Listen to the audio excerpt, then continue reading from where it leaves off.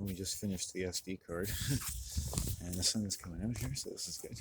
I think this is our second round of the island, and I was saying that I think nature's okay with my discussions, and I don't accept the energy of gossip in my life and people talking ill of people, unless they really want to say, hey, this person has harmed me, and I think there's something, okay, but I mean, really not somebody that it's hard to do.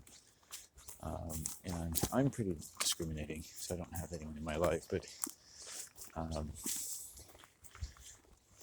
I think it would be like, in the case that I just mentioned, it was like somebody who was really befriending someone of the opposite sex, if you know, taking pictures of them and then using pictures to talk shit about them. It's not like, that's beyond gossip. I mean, that's criminal sexual assault as far as I'm concerned. And, if you call yourself a spiritual person, you should understand that words matter. If you don't have to be talking about someone that way, you shouldn't be. If that woman raped you or something, even then, there's probably more satisfying ways to deal with it. It's just, ooh, oh my goodness, one of the worst male energies I was ever around. And you could see the person from like 1,000 feet off. You could tell they're crazy. The faces are often all red. Right? I hate men with red faces. It's never a good sign. And men or women sometimes have very bright eyes. They're captivating. It's like they're tractor beams. They're very hungry and very excited and always looking for something. And they're looking for you. You're definitely part of their life that is exciting and fun, and they want you there. And you are the darkness. They are the actor. And you will enjoy their performance. They will take what they want from you. They will ask you to lower all kinds of boundaries and inhibitions in the service of their virtual antics and their sexually predatory turn of mind toward you. And that's just how it goes. Sick, sick, sick men and women. Sick, very sick. But not in a way that we have a sort of vernacular. Like, oh yeah, you mean those people. Like, nobody wants to be like, if we ever started having a real signaling system about what was truly sick about human beings, can you imagine how we could talk about each other? Oh yeah, the psychopaths out in Parksville. One time I read in a newspaper, a guy managed to get a letter to the editor where he said something about in the Gulf Islands in BC are full of sociopaths. And he was a good writer. He was a man. And he didn't make the whole thing about that, but he just almost casually threw it off. Like, the Gulf Islands are full of lots of sociopaths. And I was like, and it really stuck in my mind. I'll never forget it. I was like, I'd never heard a man talk like that. And you get regions that, based on various reasons, that, really to me would test highly psychopathic. And then, you would get people who have very different views, of course. Who live in other places but say like, hey, I don't know what you're talking about. I've never seen any place that I would say is full of sociopaths. It's like, like a Shriners convention maybe, a casino, or Hollywood, or what would, I think a lot of people would have to sort of play around at their own risk with how that kind of would play out in their mind as a way of thinking or talking, about people in general. Some people might say, oh, people in that town are evil. I would say that could be useful. But I think it's better like certain substances combined with other vernaculars. If you're just like, those people are evil, like, well, what do you mean by evil? I don't know. Can't you tell? It's written all over. If you don't have any other way of talking about it, but just say it's evil and to speak to your God and murmur to your defending angels, then I would find that difficult to be around. But if you said like, oh, they're evil in that way that, I think there's something, violent in that person's past. I don't feel good about them. I don't like the way they've looked at me. I don't like the way they talk to me. I don't like the way they talk to their children, or their body type, or I've met that person before, or just a feeling. And it might become a racial thing, and maybe it is just an energy. But you don't know for sure that it's true. That's the key. You may feel something about someone. Don't give them a reason to show you then. If they're traveling somewhere in public, if you're serving them coffee every day, don't do anything about it. What if you're wrong? I've been wrong. I'm a pretty smart guy. I've been wrong. Not always completely wrong. And there are kind of legitimate errors that can be made. right? Just like the government can make like legitimate errors. You know, we exterminate all these people, but we made a mistake. Um, don't exterminate people. You can make mistakes. Have you ever yelled at someone in traffic and realized you were the one making a mistake? Right? There's a fabulous story about a man who's at a train station or an airport, and he's got some cookies on the table. And this other man sits down, waiting, presumably waiting for his train or whatever, and he starts taking his cookies. He starts eating one, eating another, and reaching over, eating another. And he's like, holy fuck, what's wrong with this person? And he's boiling mad. And he thinks, well, this is a story to tell, right? And he reaches down and he sees that he's still got his cookies in his bag. And he's been eating cookies too. He's been stealing the man's cookies and eating them. And the man has been sitting there and letting him eat them, right? Well, he was ready to just murder the guy for eating his own cookies. You see? Would you want to be in that situation? You got to make sure they're your cookies, right? Make sure they're your cookies. They may look like your cookies, but are they? Is someone eating your cookies or are you eating their cookies? You've got to really be careful in energy. Now, I have the freedom, when you hear my videos, to just go off about everything and anyone. But I have a lot of time to study people. I spend a lot of time around people, right? And sure, the first time I see them, it's like, oh God, here's a real shit-faced human being. But, you know, I go about my life. It doesn't bother me that someone doesn't register particularly friendly to me, and probably never will. But if I have to see them from time to time, then you see how things pan out, right? And there's other ways that I don't want to go into that, you know, certain perverse behavior becomes quite evident, especially in groups. Especially groups that are trying to serve some holy purpose, as it turns out, or environmentalism or the like. It's just, you know, it takes a bit of work to explain why that would be the case, even though we all live in it every day. So as to, you know, is there a reason? Is there a good reason? Surely there are ways of talking about this. I'm not necessarily familiar with them. To identify groups of people, like let's say we live around, markets where we shop, places where we lived or traveled, institutions that we've traveled through in our lives, where we might say a lot of people were of a certain bearing that we might consider psychopathic or narcissistic, or to have some kind of personality disorder, or have some disfavorable or melodious bearing upon us while they were serving something that is ostensibly appropriate and authoritative and institutional and democratic and American and Canadian and just a part of life. And why would you ever say this about them? Because they're just doing their job. And then at the same stroke, the same token, think about the provision and the protection and the immunity that you're giving them, and watch that you don't eliminate an adequate provision for the voice and the safety of people with whom, that for whatever reason, they have very intimate contact with. If a teacher, for instance, is doing anything for the children of the world, they are permitted to have intimate contact with them. When you ask someone to run virus software on your computer, you hope that they're not a virus. When you ask someone to teach your children, you hope that they're worthy of the intimacy they're sharing. And the argument that I've made is that nobody could be. Nobody could be. And you certainly shouldn't assume that every child needs to have the intimate type of interaction, financially, culturally, religiously, professionally, habitually, generationally, as teachers have enjoyed the kind of contact that they enjoy with children, paid to endure them, if you will, to be patient with them, while the children, while being trained for all kinds of things, the most arduous training of their lives, essentially, in terms of what you start with and what you end up with, that they don't even get paid for, and often made worse human beings by the process. But we're not allowed to talk about it.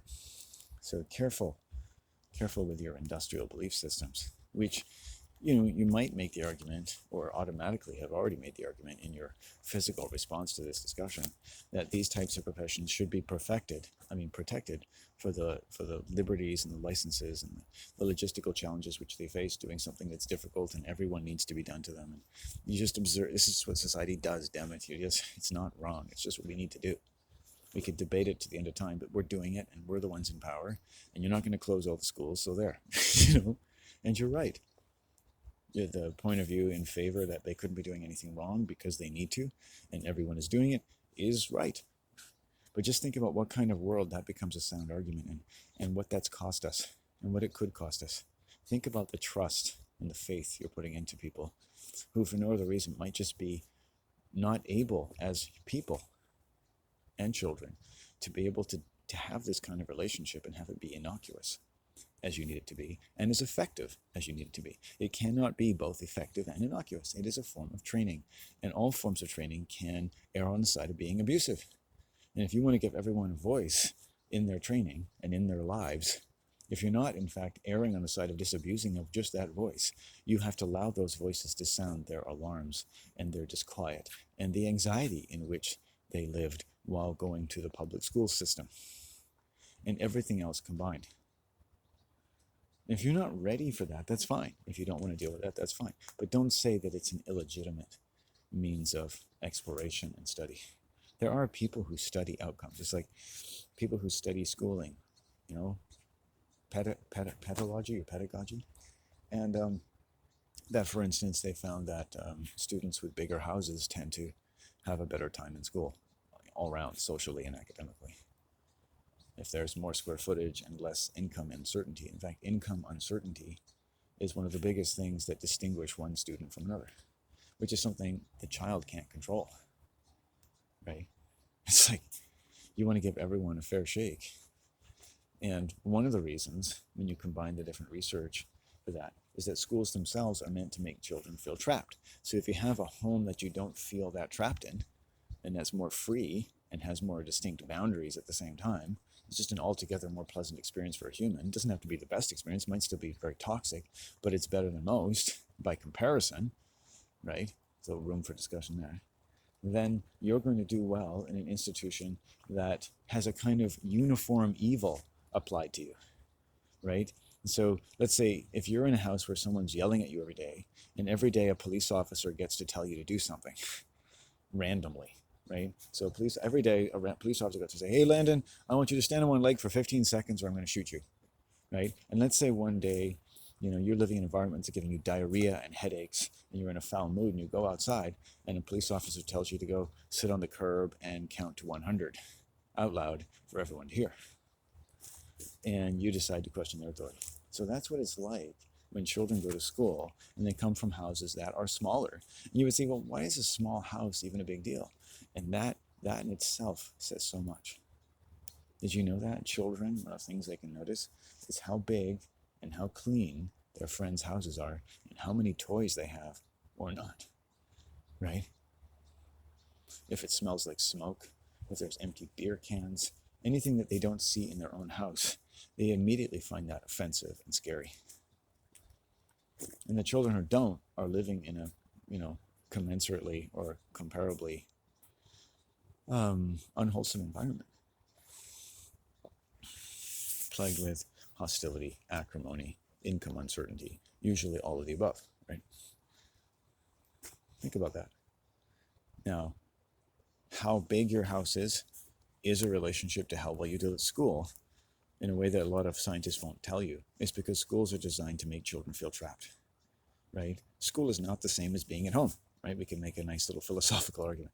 Why isn't it the same as being at home? Do you feel like you can just yawn, get up from your desk, fart, scratch your balls, go take a shit, read a comic book, come back, maybe urinate in a bush on the way back, maybe start having random conversations about Batman and Spider-Robin and sit down and finish your test, right? No, it's not your home.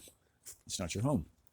It's different in location. It's different in the culture. It's different in the boundaries. It's different in how you get and don't get to be at all as a person. You might say that you cannot be yourself at school. Home is a place you can be yourself. This is not home. It's outside the home, that's one. And it's a place outside the home with a professional industrial interest in turning you into a different person. And everyone accepts and trusts that this is a wonderfully immaculate thing to be done to you. And if you don't like it, there's something wrong with you. Think about how dangerous that is. Okay? You think of the other ethical concerns about constraining and detaining someone in their physical body and forcing them to raise their hand in public to someone they're not related to and ask them if they can go someplace to take a shit. Or makes those children come back when they're late because they were taking a shit and tell the whole class why they're late because they were taking a shit, as some of my teachers would do, for fun. And think of the humiliation of that. And you say, oh, that you just went to a crazy school. Well, this happens all the time. It's built right into the system, right? So if you're already feeling trapped and your parents are feeling trapped, and they probably have been trapped, and most disorders are trapped related disorders, man's many disorders are from being trapped animals. You trap an animal, and it changes how their brain develops. Humans are trapped in and out of the womb, in heaven, in earth, in hell, in everything about our existence that this world can get its claws into. You know? That's what it does. That's what it does best. So by the time you're 10, 12, 20, and 30, yes, in many respects, you have been orphaned. In your capacity as a worker and someone who can copulate, you have been detached and untethered from your natural estate as a child. And you're supposed to consider that normal and part of becoming an adult, where you trade magical thinking for roles and responsibilities, which is a little ambiguous, right? Magical thinking for roles, responsibilities, and roles. That's the key word, roles. You become a financial actor. You're assumed to be a child actor, and you become a financial actor. And a child actor because actors can get told what to do, right? Because they're not really a person. If your parents don't like the person you are, they want to train you to be a different person, right? What if your child is throwing food on the ground and it turns out to have cyanide? But you're saying, hey, that's wrong. You shouldn't behave that way. And you find out there's something in the food that kills children. And the lawyers for that company say, hey, we never told you it was safe. And you know, a lot of babies have been killed that way, that were probably throwing their fucking food down, and the parents forced them to fucking swallow it. You see how stupid humans are? Your children have instincts. Children don't want to put shit in their mouths, but that you force them to do so. Never force them to eat what's on their plate. Now, children have some weird food issues. I had a cousin who's a sexual predator, female, who would only eat hot dogs for many years of her life. She would never eat anything else but hot dogs. That's a food disorder. That's a psychological disorder. That comes from being trapped, right? And it shows that women are different than men. They tend to have more of these disorders early in life, but men do too. There's a guy that can only eat pizza. He only eats pizza his entire life. That's a food disorder. It's the same reason that people go to McDonald's every week. People who do go to McDonald's every week and several times a week probably were introduced to McDonald's when they were a child. They're never going to get the same experience they had as a child, but they keep coming back like you keep coming back to your local church. You're never going to have that conversion experience, right? There was a magician that actually put a civilian through a conversion experience, and they taped it. And you could see someone actually converting and talking about the Father and the Holy Father and her relationship with her father. And she had a euphoric release of her neurotic constraints introduced by the primal dislocations with her father. And she formed a new attachment to God. She was previously an atheist, and now she wanted to join the church. And he was able to do this using word magic through 3 different interviews where he introduced certain cues into her mind. And that's what happens, actually gets people into religions, right? They use witchcraft, right? You know, people who have been brought into society through witchcraft, not through honesty. No one reasoned with you and told you about the place called society and showed you the numbers on the costs and the illnesses in a comparison or a control society where people weren't forced to go to school and work themselves to death and get married to people whose idea of sex was about as far from human safety as possible, but loved having jungle sex with people or men who made them feel a certain way. But now it's not the same, and these lawyers tell me I can take you for everything, right? What do you expect, right? There's a reason why women outlive men. They're meant to. Right? It's an awful thing. I live in a building, it just gives me the creeps, where women outlive men. And you meet these kinds of women. They're always slinking around the halls. My mom is friends with some of them. They're the most evil fucking bitches you'll ever meet. Just the most thankless, ungenerous, man-hating people. And my mom makes the mistake of talking about me, and it can make me sick. It literally makes me ill.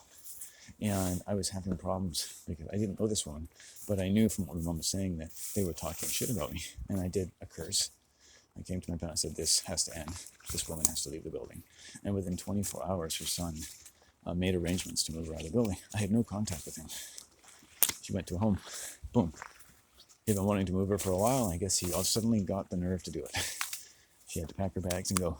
She was philosophical about it. My mom told me, and I didn't feel the slightest guilt. I felt a sense of incredible relief. You know, And I'm trying to get another woman to move out of her apartment on the trail where I work and where I walk because she sexually assaulted me one day. Now, I hope she goes. I really do.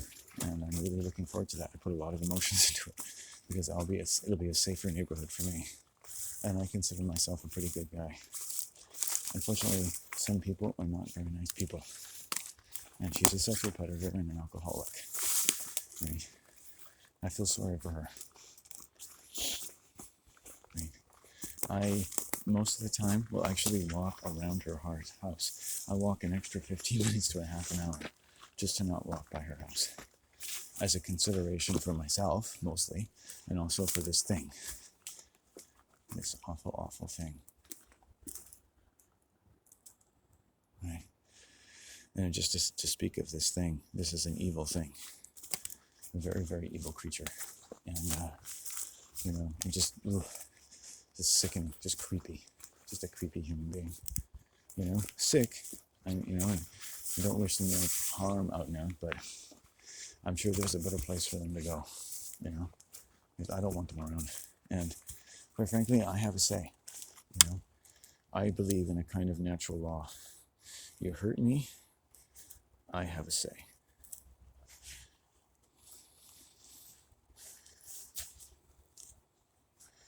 You hurt me, I have a say, Oh, look, I left a stick here from the last time I was here. It's a passionate day. So, sit down here for a bit.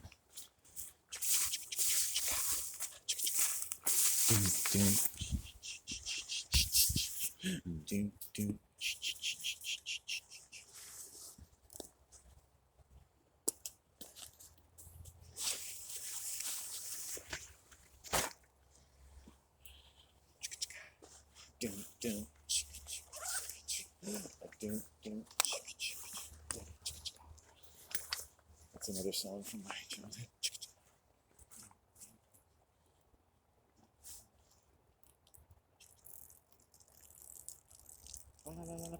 A Mississippi, a Portales,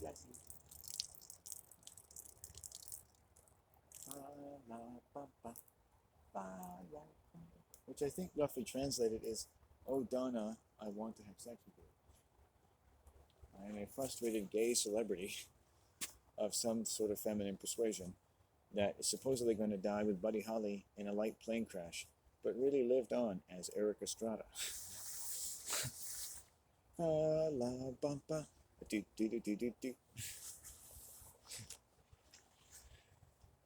Hello, I'm Tattoo on Fantasy Island, where celebrities die, and we believe it.